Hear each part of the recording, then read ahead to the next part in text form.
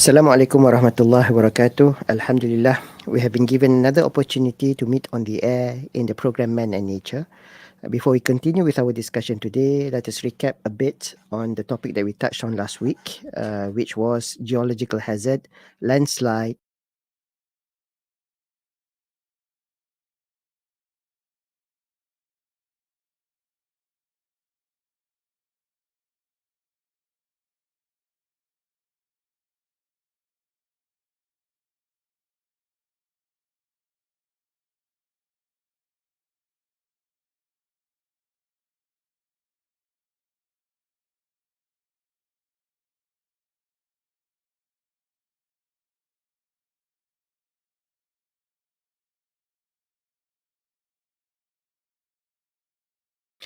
who is manager Malaysia Japan Advanced Research Centre MJARC at the University Technology Malaysia or UTM. She is also attached to the Malaysia Japan International Institute of Technology MJIIT at UTM. Our guest today is a researcher, educator, agrarian, and sociopreneur, specializing in transitioning organic solid waste into products, championing organic farming, circular bioeconomy, and sustainable development goals, concentrating in efforts towards zero hunger as well as zero waste. Technologist Dr. Pramila holds a PhD in energy science from Kyoto University, Japan. Welcome, Dr. Pramila, to the show. Thank you, Doctor. Nice to have you in the Nice studio. to be here. Thank you for the opportunity. Um, Dr. Pramila, perhaps Yes. as an introduction, Yes. could you please explain to our listeners Mhm. the rising food insecurity facing people worldwide?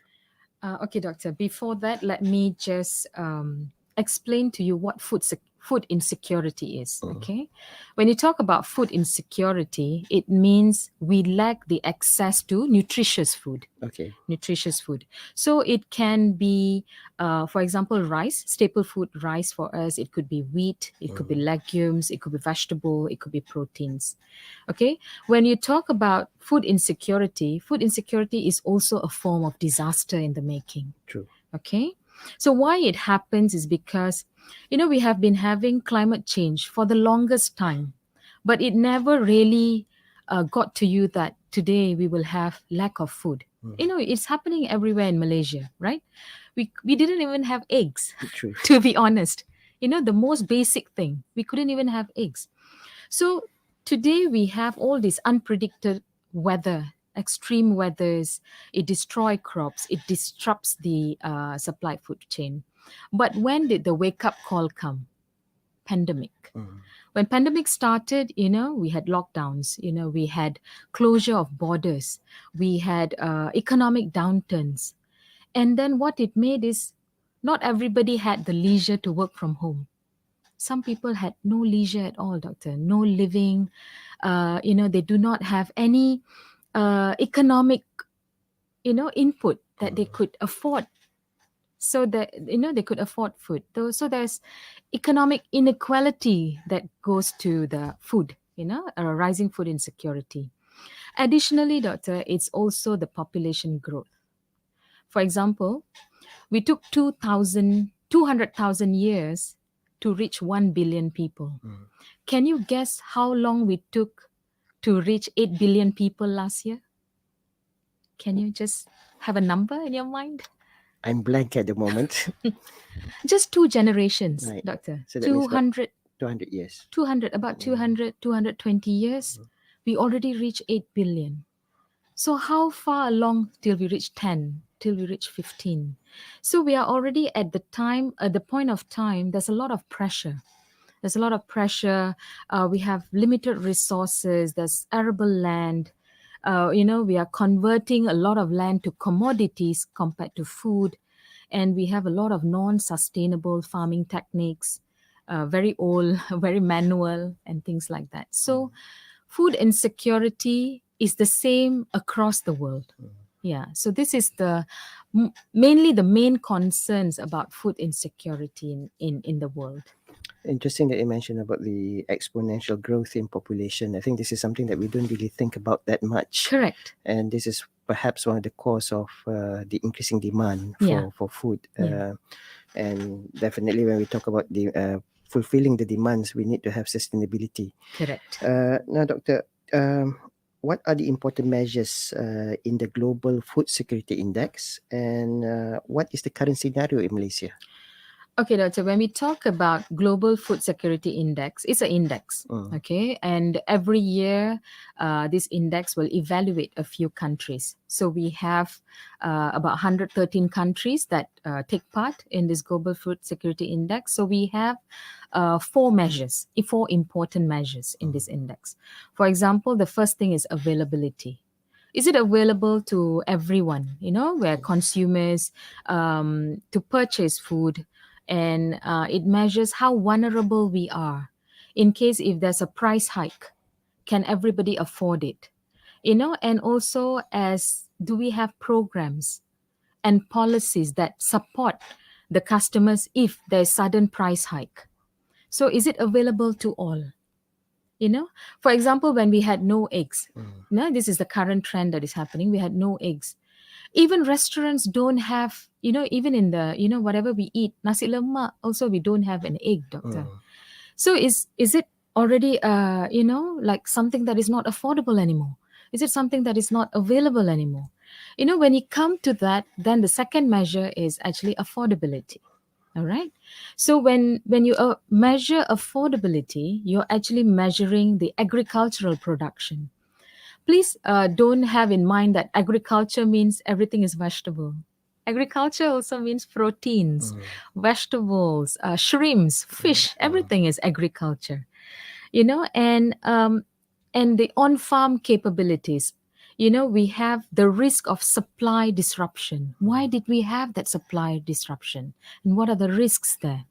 And we also have this: do we have the capacity nationally to disseminate the food to people, or do we have the capacity in research and development in efforts to expand this agriculture output? So that's the second measure.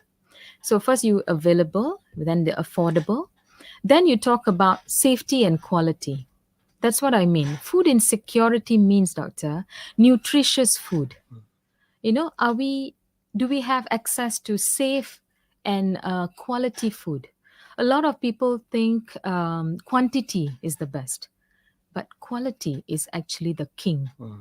Are you going to be active? Are you going to stay healthy? That is the key to food insecurity.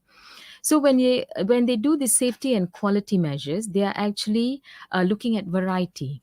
They're looking at the nutritional quality, and they're also looking at nutritional quality across all kinds of community. Is everybody having the same quality? So that's the other measure. And the last measure is actually sustainability and adaptation. We are talking about whether we have the exposure to manage climate change. Are we susceptible to the risks of natural resources? No? And also how we adapt to these risks. So these are the four measures for Global Food Security Index. And when you talk about this index, it's like towards 100%. So towards 100%, it's better. But 50% is not the average. When we talk about 50% or 50% is good enough, no. 70% is the average. Anything below 70%, that means you are at risk. Okay. And do you know where we stand? I have no idea, to be honest. It's good to know. Okay. It's good to know because we are at 69.9. Okay. We are not at 70. Just short of 0.1%. Short of 0.1, that is the positive way of looking at it. But that 0.1%, I'm sure is a lot. It's a lot. Yeah, the impact is a lot. So we are at 69.9. So I gave you these four measures, right, doctor? Of availability, affordability, safety and quality, and sustainability and adaptation. So availability, yes, we are doing not so well in availability. But affordability, yes. There's a lot of cheap food that we can get. But availability, no, we are not self-sufficient. We import quite a Yes. huge amount. Correct. Before the pandemic, doctor, we were importing about 51 billion ringgit worth of food. In 1 year after the pandemic, we just went from 51 to 63 billion. That's alarming. That means we are not self sufficient. If today somebody decides to close all the borders, we don't even have enough rice. And not enough rice can lead you to war. Staple food. Everybody eats their nasi lemak. Everybody wants nasi. Everybody wants rice. It's our staple food. We can go for war if we are not. We don't have our staple food. So we are not self-sufficient. That's the word. Affordability, yes, great. We are doing great. Quality and safety, thank God we are okay. We are okay at safety and quality. Okay, the last one that we are not doing very, very well at all is sustainability. Okay, sustainability, doctor, we are at about 50%. Okay, 50%, as I said, it's not the average. 50% is alarming already. All right, when you talk about alarming, our projected temperature is not looking very good. So what are we doing about it? Our water, not quantity, but quality is not looking very good. What are we doing about it? And the major issue here, which I think can solve a lot of things, is actually your political commitment. People who lead. This thing has to come top down. We cannot expect this from bottom up. People can start to change, but if there's no enforcement, I think there's a long way to go, and I don't know if we have the time. Yeah, there's a lot of political commitment. For example, I tell you, doctor, when we have this climate financial flow, for example, climate change, the country puts in some financial flow. Is agriculture included? We don't know. Yeah, is agriculture included in the climate change policy or financial flow? When we talk about investment, are we investing in climate smart agriculture? That means you incorporate climate into the agriculture. You can't just do smart agriculture, but you forget climate. It has to be both. And what is our commitment towards managing this exposure and addressing agriculture-related climate change? This one, where are we at? And what is our national climate strategy, for example, which covers adaptations to agriculture? And are we putting enough promotions? Are we doing more R&D? Are we having more incentives, programs towards sustainable farming? So these are the things that Malaysia really has to look at. We are doing fine in availability. We are doing fine in affordability and quality, but not so well in availability and sustainability. Much worse in sustainability. Yeah, but more towards sustainability. Yeah, that's where we are totally lacking. It's interesting that you actually mentioned about political will. Because usually when there is political will, they will start with policies. Correct. But usually people will say that, okay, we usually have very nice policies, but when it comes to implementation, there's always something lacking. Yeah. So do you foresee challenges when it comes to food production, for example? You mentioned about the two measures that we need to look seriously at: availability and sustainability. So what are the challenges in food production? Okay, for example, doctor, we were talking about when I said top down, you mentioned as well. Does it stop at policy? So between policy and implementation, who are these people? Yeah. We have to identify them. And whether this one is reaching the implementation part, we have to look through. Now we are stuck between these beautiful policies, but the people, by the time it comes to implementation, it gets diluted. When we are fighting climate change, when we talk about climate change, normally we will look at, the sky, it's hazy. But actually the problem is below your feet, doctor. It's actually at the soil. So challenges starts from soil infertility. That means, why don't we stop very chemical intensive farming? We put an end to it. Why can't the policy be so simple that we reduce or we put an end to very intensive chemical farming. This is possible, can be implemented. The policy does not have to be so beautiful that you cannot implement them, right? So you have this power to do it, okay? So we talked about climate change and we talked about this soil infertility. Then we talk about we have this, some places we have water scarcity, but at some places we do have water. But what is the quality of the water? For example, doctor, a good quality of soil and water means it must be within a certain pH. Scientifically speaking, it must be a certain pH, like 5.5 to 6.5. But if you go and check to some of the rivers that actually, use people use these rivers for paddy and all that, the pH is about 2. Okay.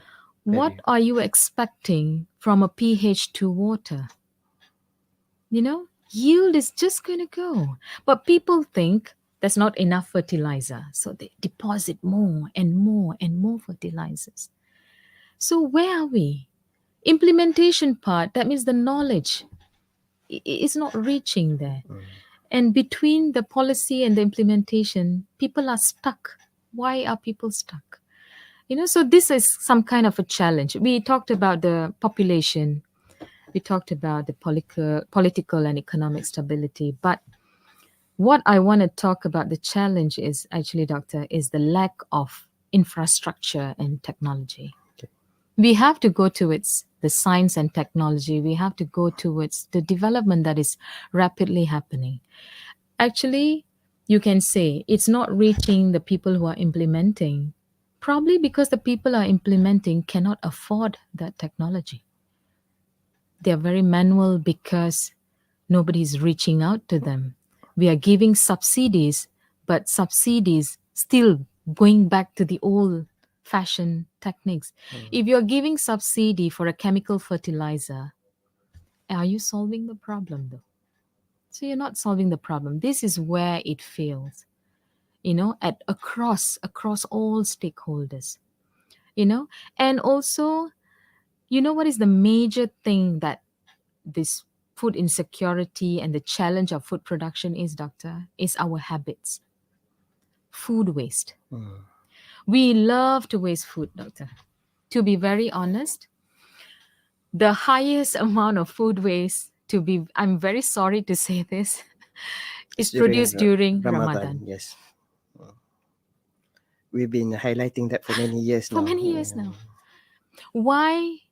I actually don't know, because we are supposed to be very moderate during Ramadan. I honestly, I also do it. But we do it a lot during Ramadan because we are tempted to buy everything that we see.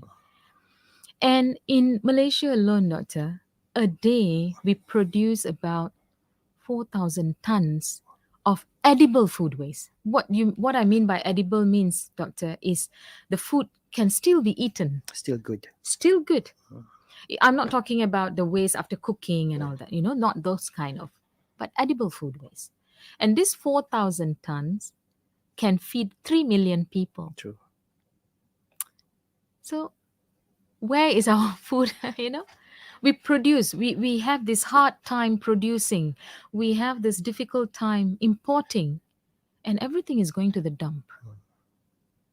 So habits is also a major challenge in food waste. It's not about the production only, the use as well.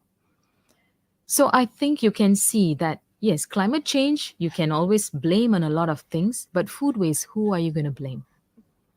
It's us. And when we have this practice, when we make it a norm, children who are watching, the newer generation, do you think they have this consideration? Do you think they will think? They will think it's okay. Because everybody does it. Everybody does it. It becomes a norm. So when doctor says, policy, implementation, it's not about production only. Implementation should go even to the user. Consumers.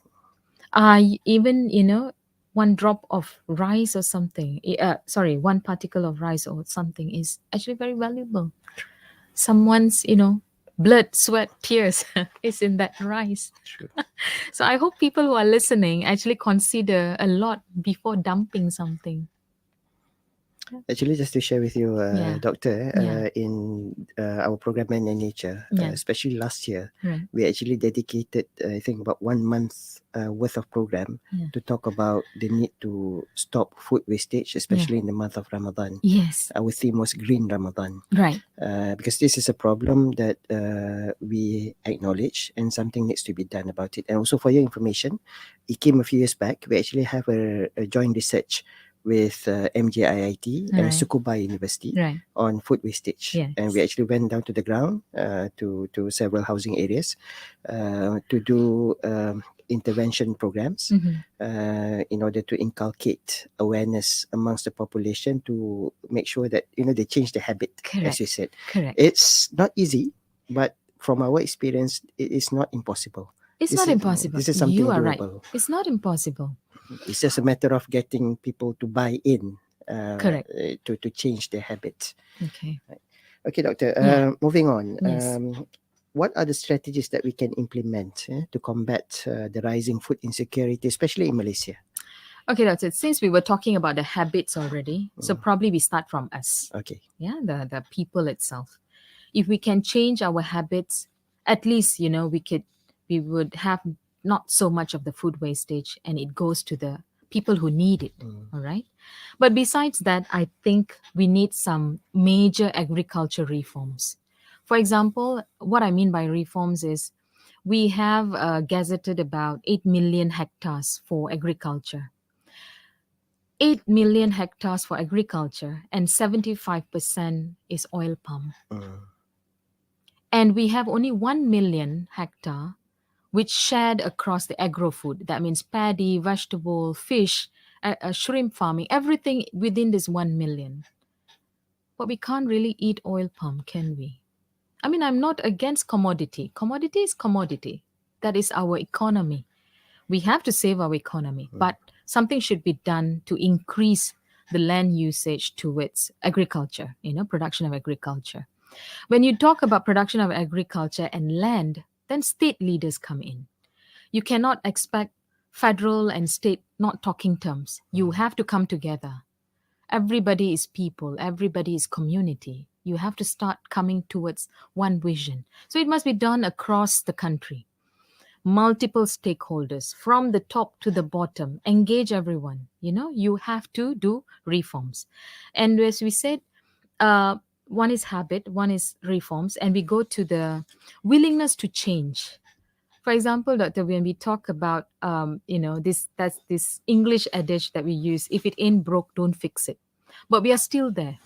So if you're manual, if it's working, or we stay manual, we are comfortable. No, it has to change. It's already broken. It's not working. Please change. Please change. uh we cannot blame small farmers. Even big corporates, like, I don't want to name them, they are not even looking into automation because it's expensive. They're still looking for manual labor from elsewhere. And they had they had a major problem in oil palm industry because there were no manual workers. But were they willing to change? Yeah. So you need to change the mindset, the change, right? And we have inadequate supporting infrastructure. So we have to be fast. We need innovative products to come in. We need strong policies. We need a credible organic farming mechanism. Let's go for organic farming mechanism. Product standards. We are already developed country, so we should go for higher. Why go for lower? Go for higher, go for better standards, go for control of prices and incentives. Why can't I afford to buy Musang King when it's grown here in Malaysia? Why can't I afford it? So why? Are we protecting, a certain market that people cannot afford it? And also this scenario is unlikely to change if we don't change. And of course, as I said, quantity versus quality. A lot of people will say, oh, my quantity is a lot, but quality wise, are you good?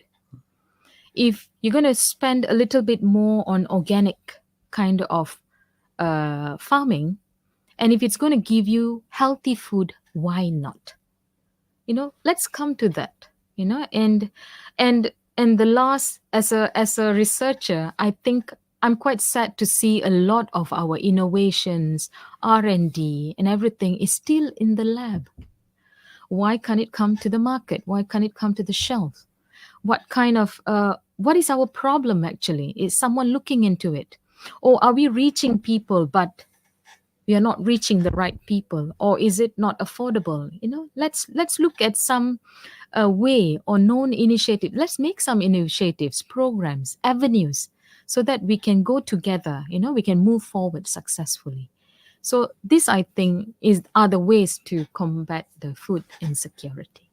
I think you're right. There are a lot of things being done at the Yes, universities, but most of these innovations end up, at most as probably prototypes correct, and journal articles. correct. They are not being commercialized. I think there's something to be done there. Yeah, On that note, since we're coming towards the end of our program, right. do you have any concluding remarks to our discussion today? Okay, doctor. To be very honest, I think we are already at war against food insecurity. We are already there. If there's a wake up call, I think we already got the wake up call. you know so we should have answers already for a question that, are we ready? Yeah, you should have answers by now. If we are not having answers by now, then we do not have much time. We better start having some answers. All right. And is it somebody's job to do it? No, everybody's job to do it.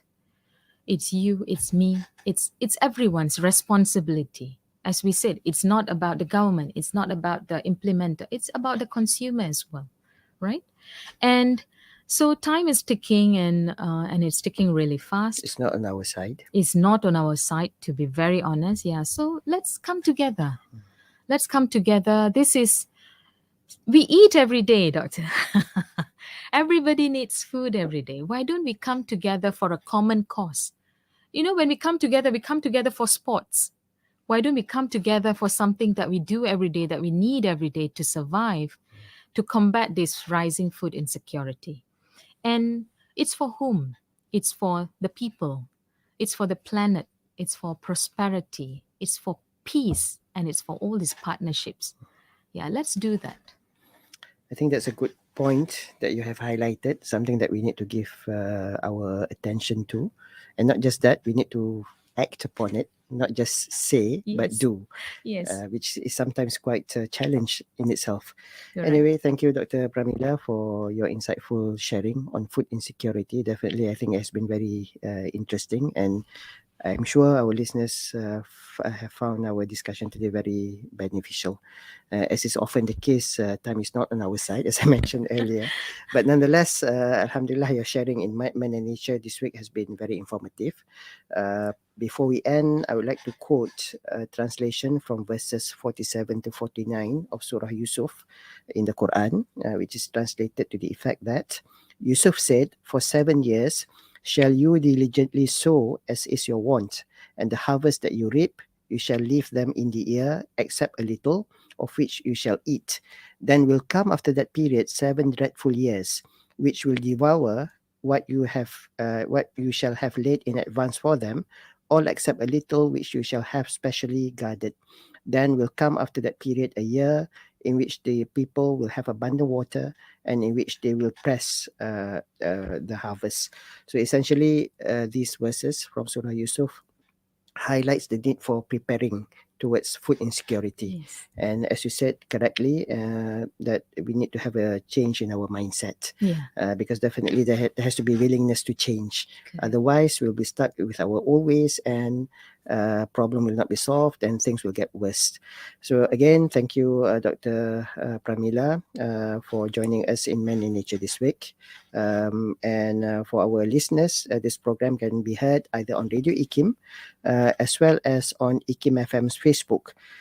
So please share and forward this discussion with everyone, so that the benefits from this discussion will be more widespread. Thank you again, Dr. Pramila. I hope to see you again in the future in perhaps another program. Until we meet again, inshallah, next week with another guest. Stay tuned.